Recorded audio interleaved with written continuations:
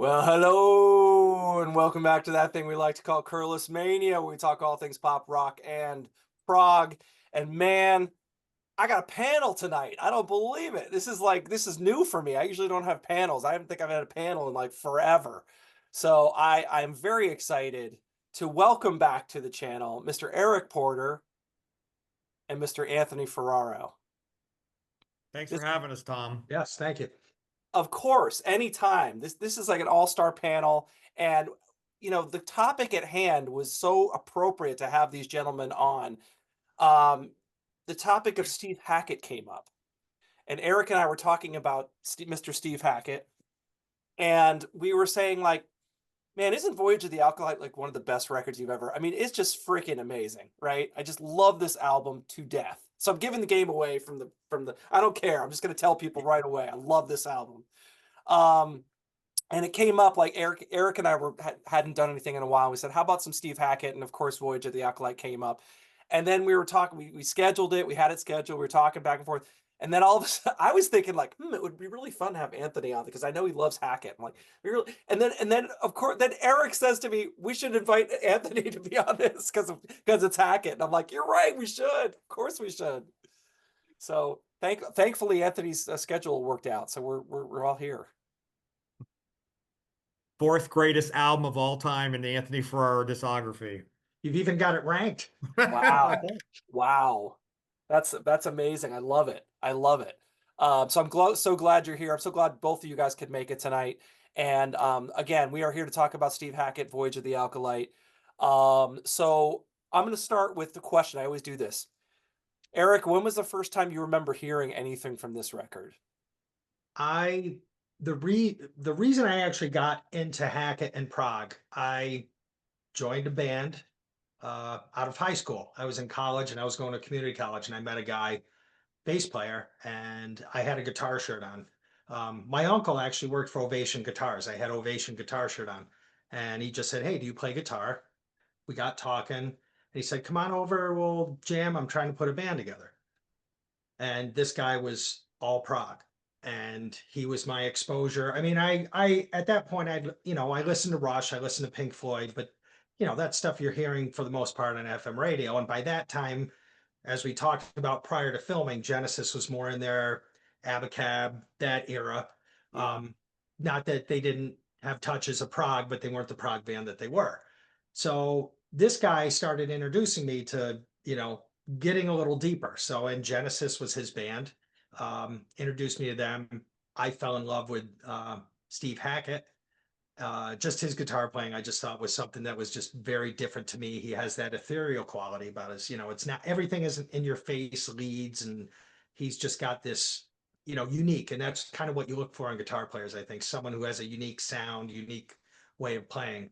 Started picking up his solo albums after I went through the Genesis thing. So I got into Genesis, went through the whole, from Trespass to Wind and Wuthering. Then I kind of said, okay, I got to check out Hackett because I know he at that time he had his solo career going, and I went back. So probably I would say I probably didn't hear this probably till the mid 80s, 85 maybe. Okay. Um, but I know we're only talking about Voyage. Those first four records for me still are my favorite from Hackett, and I've got uh, pretty much everything that he's done. But I love Voyage, Please Don't Touch, Spectral Mornings, Defector. They're just all to me. That's the era that I love of him. But Voyage is definitely its own animal, I think, which I'm sure we'll talk about a little bit. Yeah. How about you, Anthony? When was the first time you heard anything from this record? Do you remember? I mean, or So I just think throughout the years, I kind of knew who Steve Hackett was without knowing kind of like his music. But I remember it was probably, see, Eric's a little older than me. So I knew about This is GTR in '86 with Hackett. I didn't really explore his solo stuff. But I would probably say maybe like early, maybe late 1990, I was in the Wall and they had the 3.99 bin, which was I used to always buy those cassettes, and they had Steve Hackett's Voyage of the Acolyte. So I grabbed it.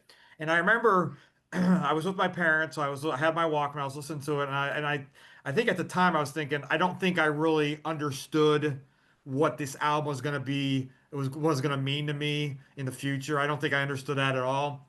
And then later on, I kind of started to get into CDs. I bought this, and then I bought Spectrum Mornings at the same time for my crack dealer who had a nice record store in the area. He got me everything, all prog stuff.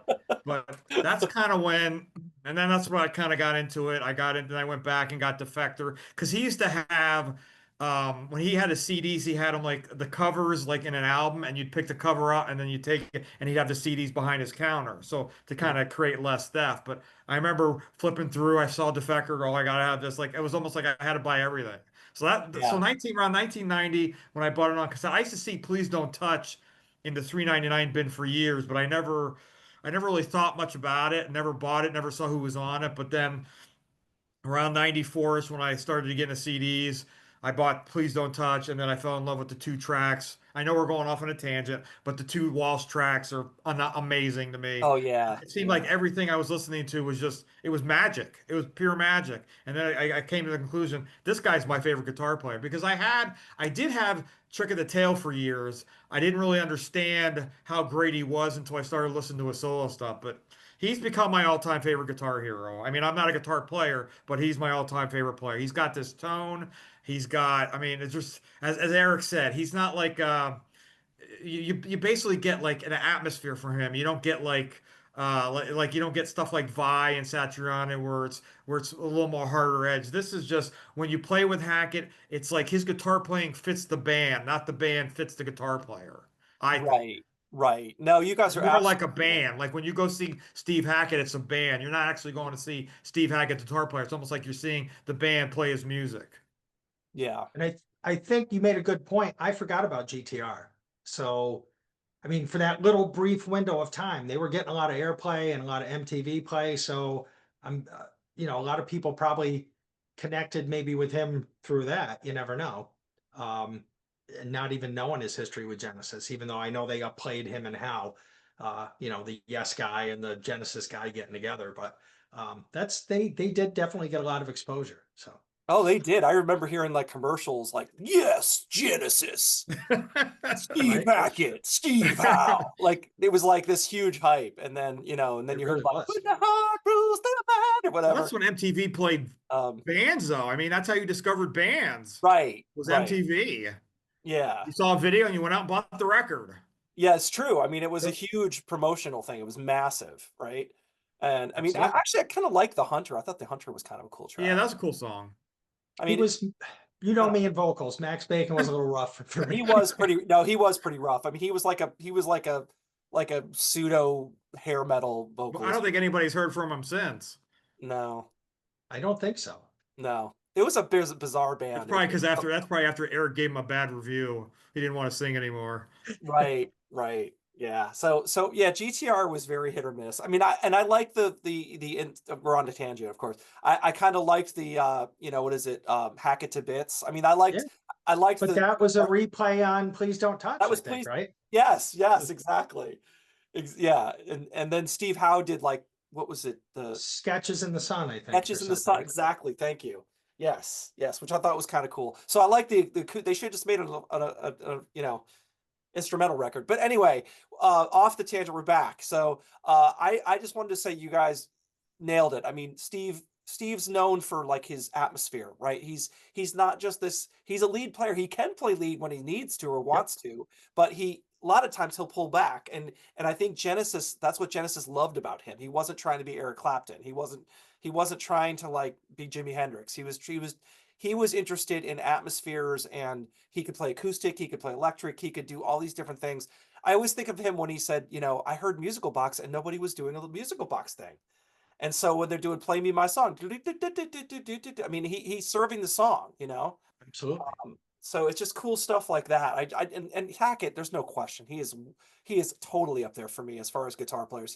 He's just so unique. Like you guys are hitting on it. It's like he's just so unique. And playing that signature Les Paul, I mean, Yeah. Yeah. I mean, just that, Spectral Mornings. I mean, the end of every day. I mean, Yeah, what is unbelievable. that? Yeah, that's an iconic solo. Yeah. Yeah, he just does these really melodic solos that stick in your head too. It's kind of like Gilmore-esque sometimes, but it's interesting. But yeah, Steve is a one of a kind guitar player, there's no question about it. And Genesis was never the same after he left. They were totally different band. We Agreed. were talking about this before we started. I mean, they completely changed. Um, but so I'm going to do really fast. I'm going to do a quick rundown, and then I'm going to hand it over to you guys. So I just like to do a quick rundown on the record. So basically, recorded June and July of '75, 1 month after the Lamb tour. So like literally like right after that tour was over, he was in the studio recording. So we'll talk more about that later. At Kingsway Recorders in London, which was owned by Ian Gillan. So I guess Oh, like Deep Purple had done some stuff there or something like that. So he said he would pass Ian Gillan in the hallway.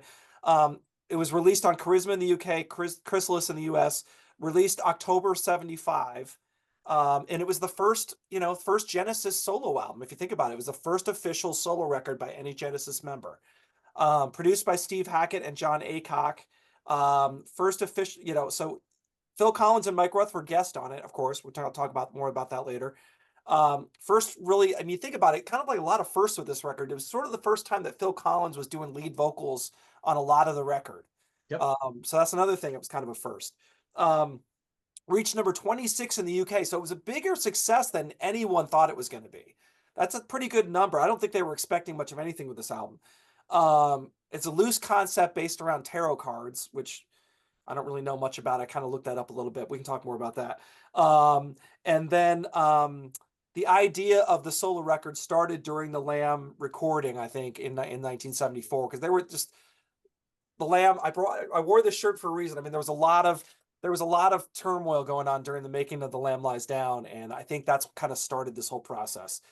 He also met Kim Poor, um, who became his wife during the Lamb tour, and she was really into tarot cards. And if you notice, the album's dedicated to her. So they were becoming an item, and I think that she was encouraging him to like, yeah, you should do a solo record. Um, and so I think she had a lot to do. And then the last thing I'm going to say, and then I'll hand it over to you guys, is the Shadow of the Hierophant that ending section was written apparently by Mike Rutherford, and it was around during Foxtrot. Hmm. So Oh, okay. Yeah. yeah, so Yep. that whole ending section. So yeah, so anyway, so that's all I got. I just want to do a quick rundown. And then I'm handing it over to Eric now. Eric, what's your general take on this record? Like what do you think of the highlights? What do you think is great about it?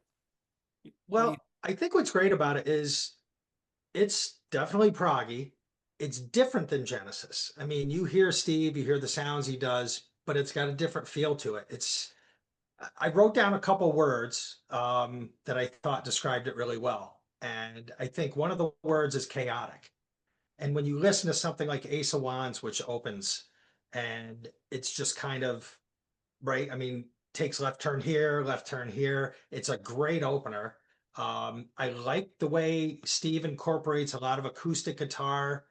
Um, and even in the heavier tracks, it gives it that texture and that I really like his use of the acoustic guitar and not just on those softer tunes that are strictly acoustic.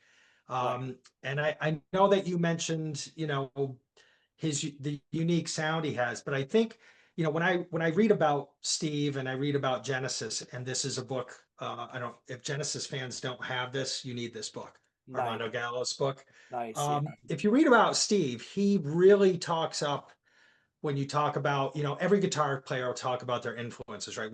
We've all talked about how much we love Steve Hackett and his playing. And regardless of Anthony being a guitar player or not, Tom, I know you play guitar.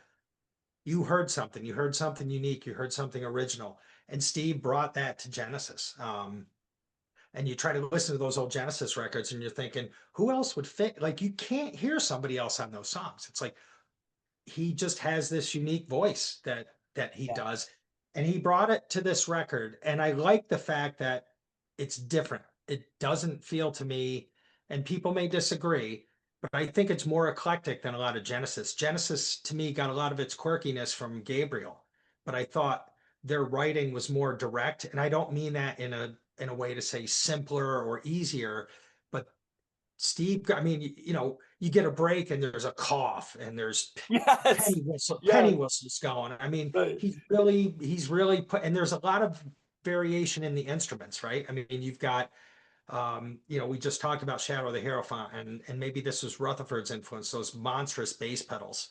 Uh, Yeah. and Yeah. when you hear that live, it's a whole, I mean, the record's great, don't get me wrong, but it's a whole different Like ballgame. shaking the floor live, right? Absolutely. Yeah. Um, Yeah. but I think when Steve talks, when I read about Steve Hackett a lot, and when you go back and read about a lot of it, he's very, very fond of King Crimson and Yes. Robert Yes. Fripp. And I Yeah. almost feel like this is influence. This is like Steve Hackett's Court of the Crimson King. It's very eclectic. You get this chaotic Ace of Wands, and then it goes into this beautiful Hands of the Priestess, right? Yes. Yeah. And Kind of then like I Tower, talk to the wind or something, right? right? Yeah. And then Tower Struck Down brings the chaos back, kind of, right? And then you Yeah. get Hand of the Priestess Part Two. But I feel like there, when I listen to this record, I hear a lot of similarities, and I'm not saying sound wise, but it's almost like when you're thinking about music, I hear the King Crimson. I Yeah. don't necessarily say it sounds like King Crimson, but I hear what he might have gotten from King Crimson and used in this. I do think it's interesting too that he was the first one to come out with a solo record, because I think most people, for Genesis, Banks was very upfront. Obviously, Gabriel. Um, I don't know that if you weren't thinking about it, would you have thought Steve Hackett was the first guy? But I think when you read about the time during the Lamb, he was not a big fan of the Lamb, or at least what was going on. I mean, maybe the end result he was happier with than the whole everything going on in the studio. And I think the band had hints that Gabriel was leaving, which probably got him thinking, you Yes. know, I might want to, I might want to get something started here in case the band falls apart. Yeah. And Totally. I do feel like he may have been, you were talking about Musical Box. His contributions, when you listen to Genesis, are fantastic. But he does mention time and time again how he felt kind of confined in that band, where maybe his ideas weren't being used, or he might bring something to the band and they're like, well, we don't care for that. We're going to go with this. So he obviously had a lot of music built up. But I think it's such a solid record. Uh, I love, I love both sides. I love the acoustic stuff. I love the heavy stuff. And then one thing I wanted to mention, and get your opinions on, is that don't tell me Eddie Van Halen didn't hear Shadow of the Hierophant, because Eruption drips of that midsection where it's just Steve doing the tapping. And this is 75 or whatever, recorded in summer 74, released in 75. Eddie listened to this record. Don't tell me he didn't. That's interesting. I like that. That's interesting. Because he does Hackett does subtly mention that in a couple interviews. He always talks about, well, I was doing tapping in 1972. He Well, doesn't. he did. No. You're right, because I think on Nursery Crime there's tapping. Yeah. But if you listen to that section where it's just him, now the guitar is heavily processed. It's heavily effects on that. Go back and listen to that. You will hear parts of Eruption in that. I That's guarantee you, that's you'll hear. interesting, Eric. I'm gonna listen to that again. That's really And if interesting. anybody has any comments for me, I still dispute you. So Yeah. it really does. Both of you. I want you to go back and listen to that. I mean, it's a different vibe, because that's kind of that mystical. But when you really listen to what he's doing, I'm like, Eddie heard this. I know he heard this. That's interesting. I like it. I like it. All right, Anthony, your turn, man. What do you think? When you think of this record, what comes to mind? Well, I kind of a couple things. One thing about this record, it's funny because there's this town about I don't know, about an hour and a half east that we like to go to every year for like Black Friday, and it's this little town. It's called Jim Thorpe, and it's very, they call it like old Switzerland because it houses all these little shops. Well, it's funny because one of the shops is a tarot reader, and the place is called Hands of the Priestess. Oh, is it? Yeah, there's a That's sign. I should have taken a picture because we were there, and I was like, oh, I should take a picture, and I totally forgot. But yeah, it's called Hands of the Priestess, and she's a tarot reader. So I thought that would kind of fit into this perfectly. So That's that's where that's coming from. And then I know one thing for sure, and we're talking about guitar players. I know when Alex Lifeson said when this album was released, he said he was obsessed with it, loved it. wow. I Back in believe it. '75, he said I he was believe it. obsessed with this Yeah. record. I believe it. I believe it. But I like what Eric was saying about Ace of Wands, and now that I've been listening to it and listening to what he's saying about In the Court of the Crimson King, it kind of has that feel. You have Ace of Wands, which is kind of like a jazzy, harder edge song. You got the Crimson opener, 21st Century Schizoman, very hard edge. Then you go to a softer song, I Talk to the Wind. Then you got Hands of the Priestess, part one and two, even though they're not joined at the hip on the record. It's very, when I hear listen to Hands of Priestess, Tom, I'm thinking that would fit perfectly on Anthony Phillips' Geese and the Ghost. Yes, I could yes, see, like, you could feel yes. like walking in the meadow on a Yep, sunny day with the flute and the acoustic, just absolutely gorgeous. I was like, oh, that might fit perfectly on that Anthony Phillips record. it That's would. another reason why we love that record so much. Exactly, exactly. No, you're right. Absolutely, And then totally. and then we go back to the harder edge of A Tower Struck Down, which is kind of like jazzy, a little funk, and with like with a really nice like an atmospheric guitar ending. And then we get Star of Sirius. I mean, what a Yeah, fantastic yeah, fill vocal, very Yeah. melodic, very atmospheric. It just works perfectly. And then you have the Lovers going into Shadow of Hierophant. That acoustic instrumental, very short, just leads you right into bam. I mean, you're going to get hammered for 11 minutes. yeah, yeah. Oh my God.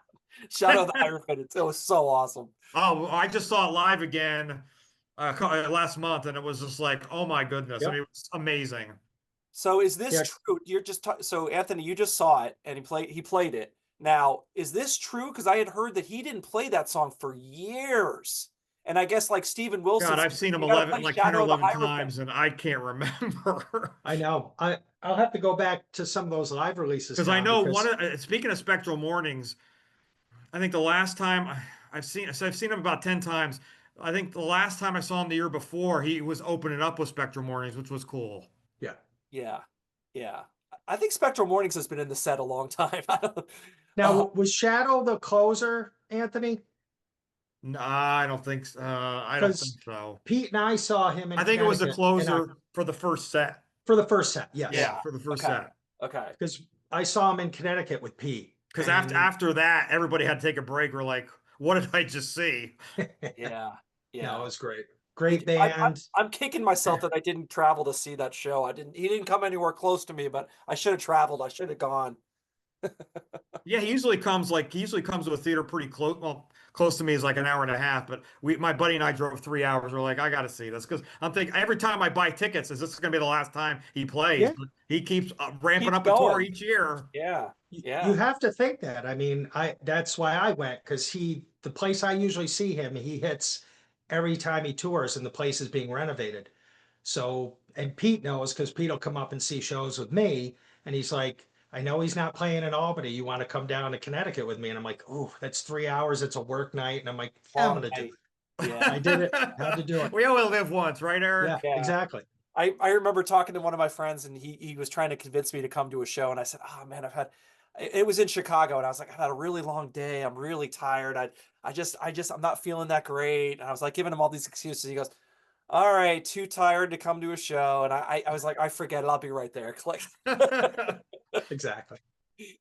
So, But you uh, got to admit too, I mean, like Anthony said, he's toured the States a ton. And yes, he draws. I mean, he's not playing arenas, but I mean, the place I see him is probably like a 1,200 seater. He sells it out. he And fills he's theaters. done, Yeah. yeah, he does theater tours, and he draws very well. Yeah, God bless him. He's a hard worker. He works his butt off. I mean, he's Yeah, constantly, you guys said it, he tours almost every year, it seems he like. tours a lot.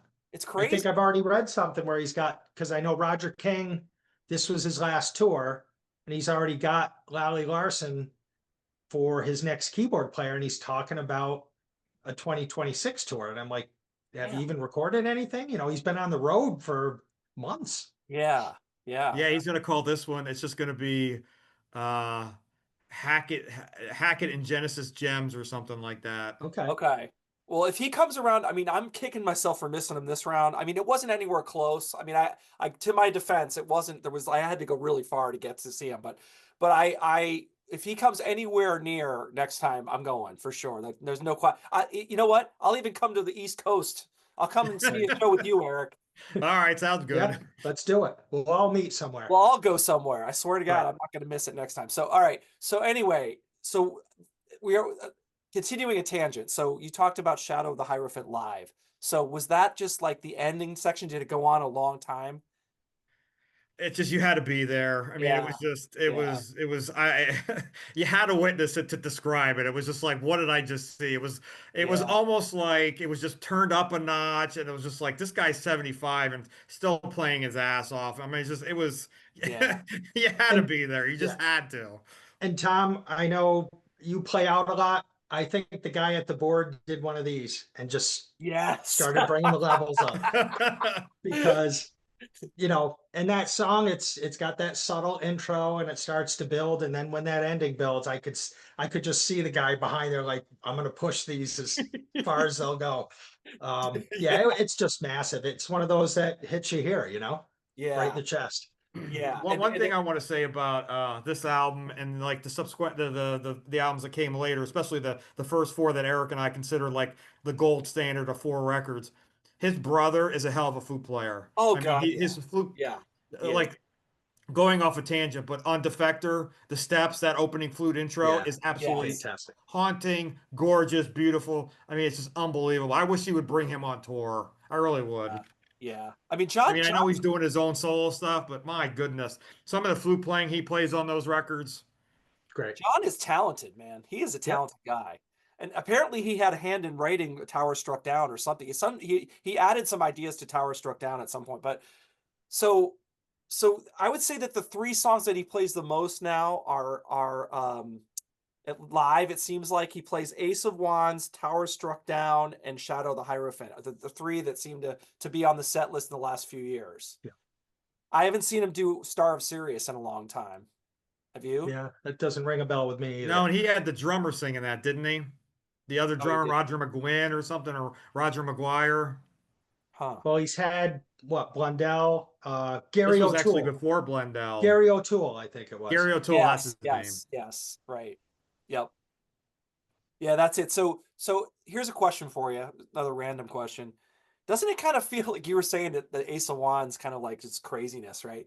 It almost sounds like you're walking into like it almost sounds like it already started. You know what I mean? Like when you put the needle down, it's like Oh yeah. it's like Yeah, yeah, you feel like you're in the middle of a drum fill already. Like, yeah. you know what I mean? Well, Um, I wanted to get your take on, and this is just something that I always think about because I felt like there was tension with him and Banks. Do you think that was caused because Phil and Mike were invited to play on the solo album and Tony wasn't?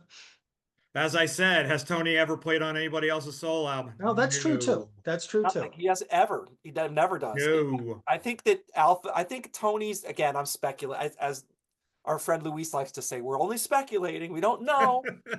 So it's pure speculation. However, I think that it's pretty. I think it's a pretty like low hanging fruit to say that Tony is an alpha male.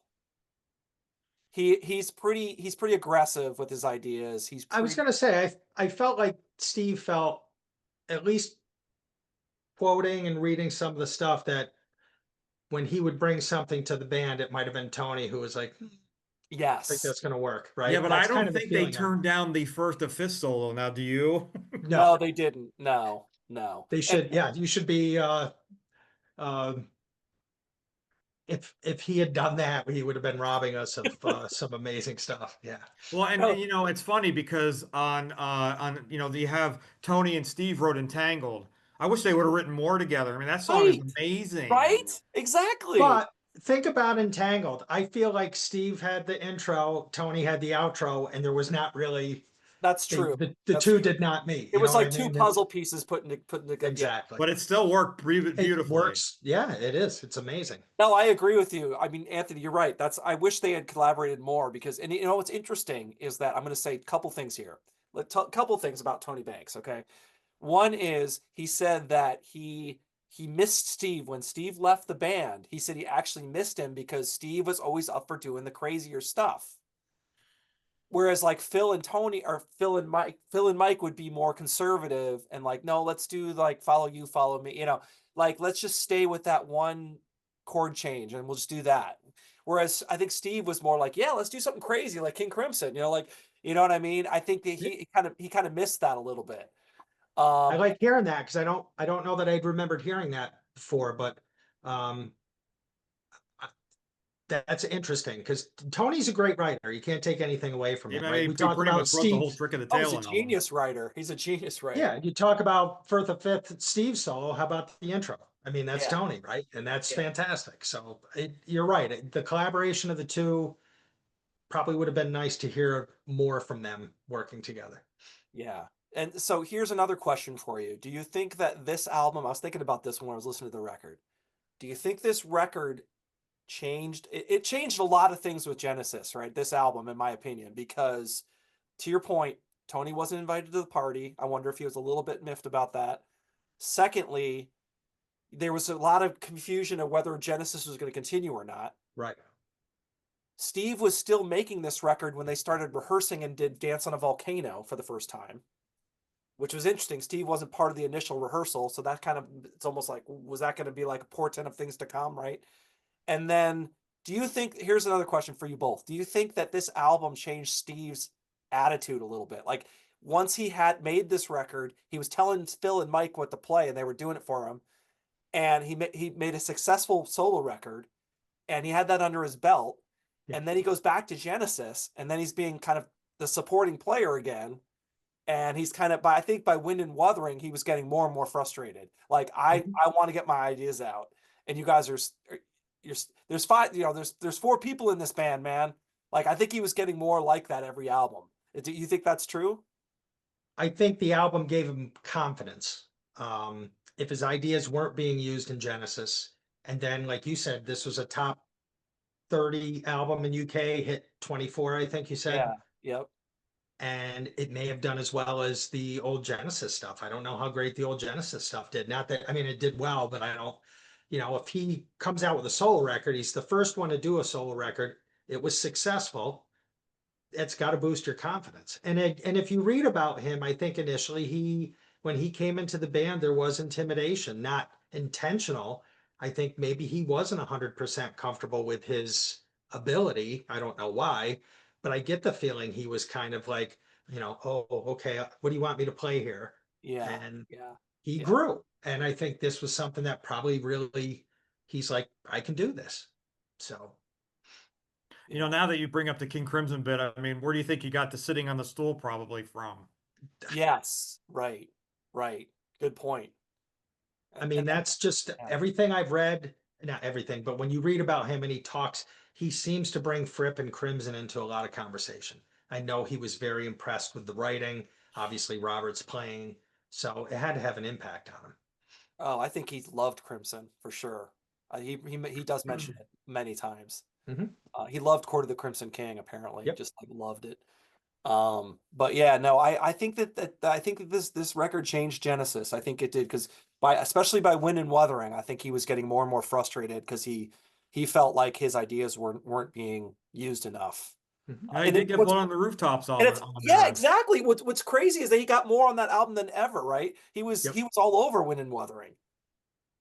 Yeah, because I read it. I remember an interview on the DV, like on the DVD CDs that came out like 2007, where they had the interviews with the band, and Phil Collins had said that he thought that was Steve's best playing. I mean, I'll disagree a little bit with that one, but he was getting more ideas on Wind and Wuthering. Yeah. Yeah. What's the one on Wind and Wuthering? We've talked about this before. What's the one I love on there? I think it's really Hackett. It Is it Slumbers for What Gorilla or? Slumbers for the Sleepers, or what Oh is it? yeah, that's very weather Unquiet report slumber hit. for the sleepers, right? And then Yeah, oh my God, that just blows me away. I love that track. Oh my, And and they I were think playing it live. yeah, yeah, yeah. And it's mostly Hackett, I think, that song. And they never played Blood on the Rooftops live till Steve started playing it. They never Oh, played it really? live. Yeah.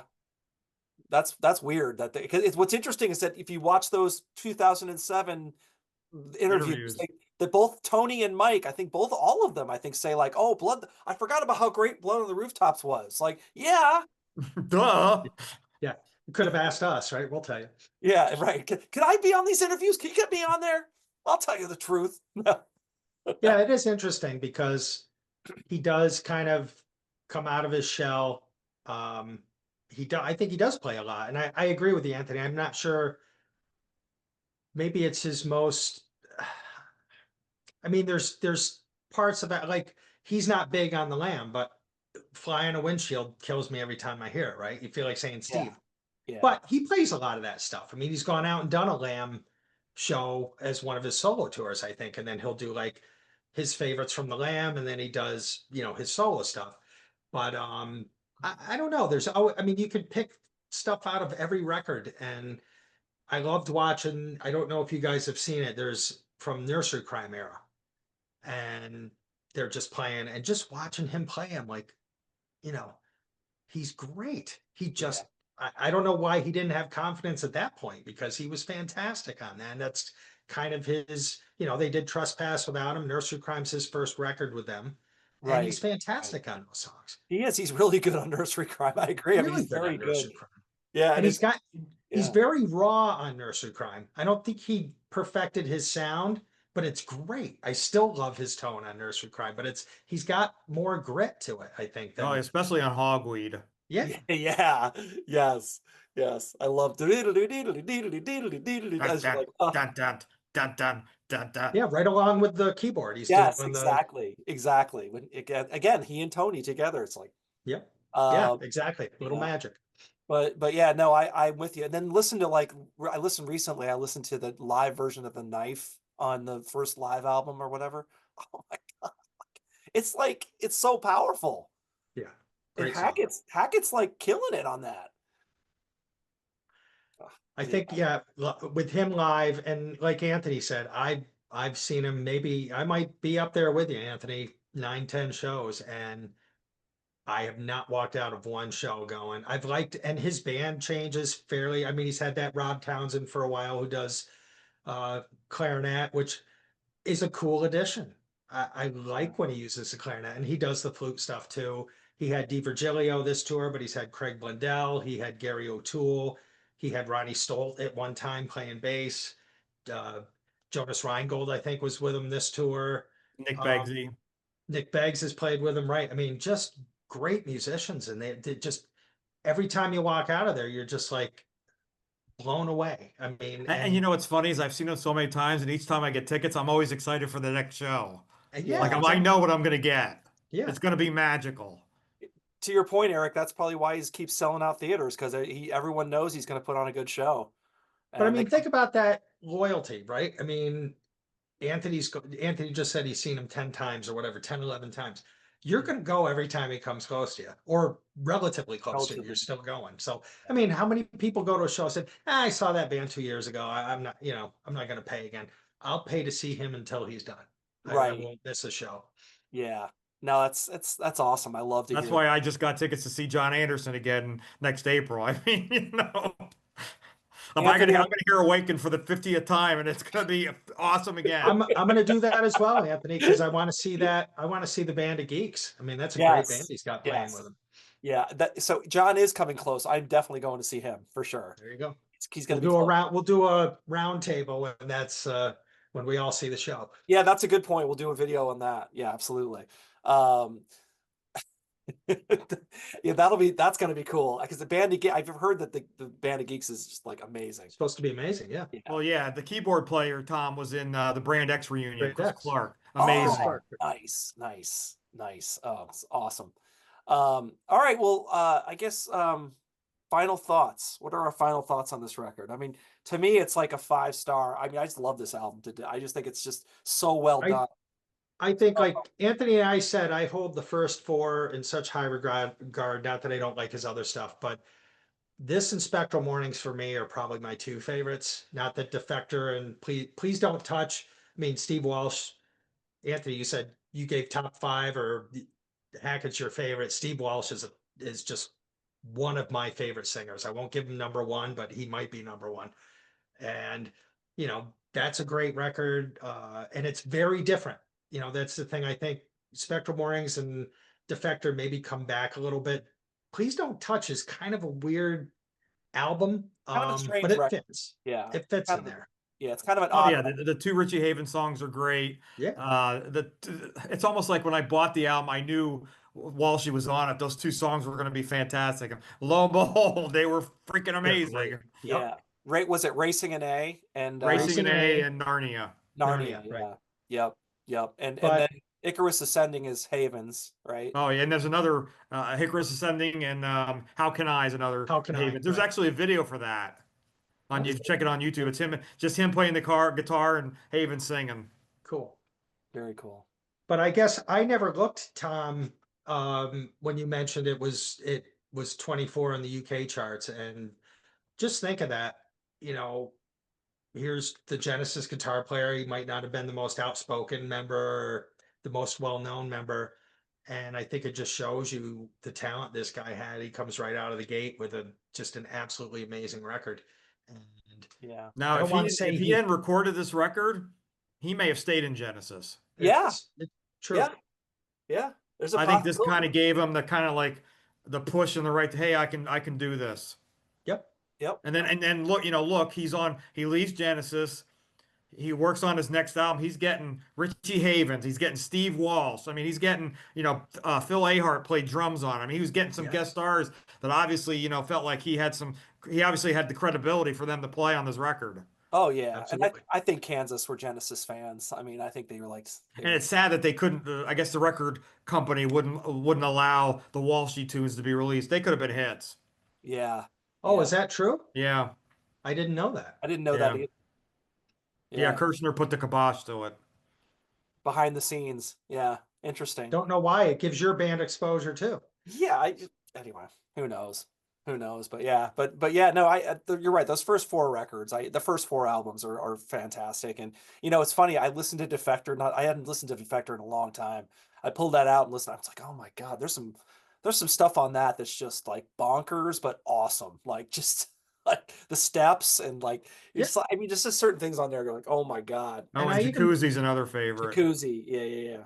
And I even think, we didn't talk about it, but his ex-wife, Kim Poor, those album covers are great. They're iconic. Perfect. You say Yeah. Spectrum Warnings right away. You can see that album cover, right? This is an awesome cover. And I don't know anything about, I'm with you, Tom. I'm not a tarot card guy, but I love this album cover. I think it's terrific. So Yeah. she did some great work for him. Now, Tom, do you have the 2-disc Defector where it's from the second disc is from the Cured tour? No, but you told me that show is amazing. It's really good. I mean, Cured's kind of a interesting, the dynamic of what was going on that time period. But the tour was amazing. Ian Mosley was on drums. John Hackett was on the flute. Songs they just come alive on that. That and was the Reading Festival, I think. Mosley played with him. Was it just Defector? Yeah, no, it was Cured. Highly Strong, wasn't Cured. it? Okay, Cured. Oh. That's right. I thought it was Highly Strong. Maybe He could might be have been on that Highly too. Strung too, but I know he was on Cured. Okay, could be that too. Cured is such a weird record. That's a weird I album. told you. It's almost like Kim and him are at the beach. Let me take a picture of you, hon, and you can use this as the album cover. Yeah. It's almost like the cover's almost like very Love Beaches. Yes. It doesn't Let's- fit the Prague Let's superstar. not go there. No. And then he started to sing more, Yeah. funny feeling and Yes. Yeah. I mean, it's but it does have Air Conditioned Nightmare on it. So that's a great tune. that's Yes. cool. But anyway, we're getting off on it. Before we get off on another massive tangent, we don't want to do that again. I'm going to wrap it up here. I'm just going to say, if you don't know this record, you need to know it. Go Like, get it. there's no question, and I think all of our minds that you would need to pick this up. Oh, that's the last thing I was going to ask you guys. Is there a reissue of this with extra tracks on it, or I don't have any? I have a Mine CD has- reissue where it's just like 2 live it's like tracks. it's like Shadow of Hierophant's like 17 minutes long, but it's almost kind of like a rehash of the same melody kind of over and over. It just never stops. Okay. Yeah, it is. So they got Ace of Wands is a live track. Okay. And then, like Anthony said, it's just a very long extended version of Hierophant. So Okay. So crank it. Crank it up.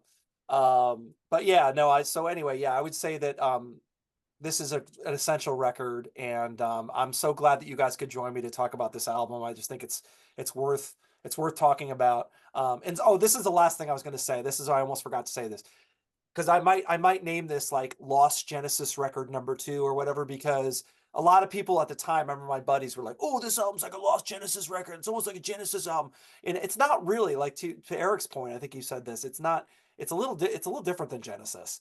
I But think it's more eclectic. yeah, right? yeah. It's way more eclectic, I think, than a Genesis album is.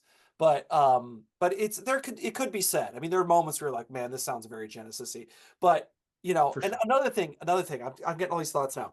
Last thing is that Phil is kind of mixed kind of low on this record. You ever notice that?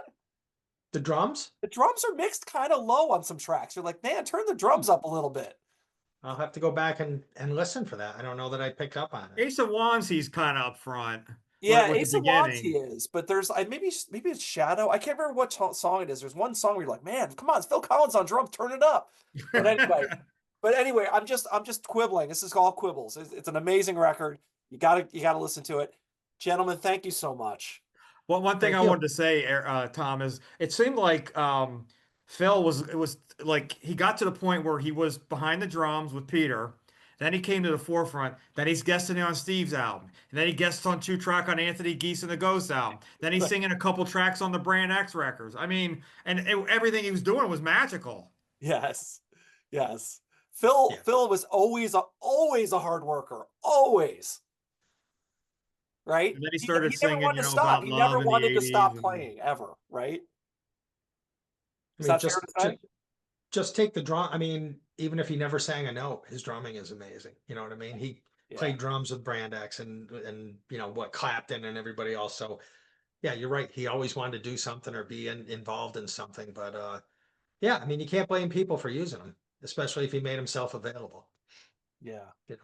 No, I think he was more than happy to play. Anytime anyone asked him to do it, he'd be like, "Okay, sure. Yeah, Where? sure. When? Yeah, I'll be there." So yeah, but yeah, and Phil Collins, at this time, 1975, no one had any thought that he was going to be this massive star at all. Right. Nobody. So it's just amazing what happened with him. But that's a whole nother story. So thanks, guys. Appreciate it. Thank you. I appreciate you guys coming on. It's always a blast. I love talking music with you guys, and I hope the viewers feel the same way. You might be like, I'm not getting that 40 minutes back in my oh life. God, that Anthony Ferraro again. Get him off the air. I hope you feel like educated and enriched by this musical discussion. So thank you very much. We appreciate you. Hit like and subscribe. It helps the channel. And we'll see you next time on Curless Mania. Listen to some Steve Hackett. See ya. Thanks, Tom. Thank you.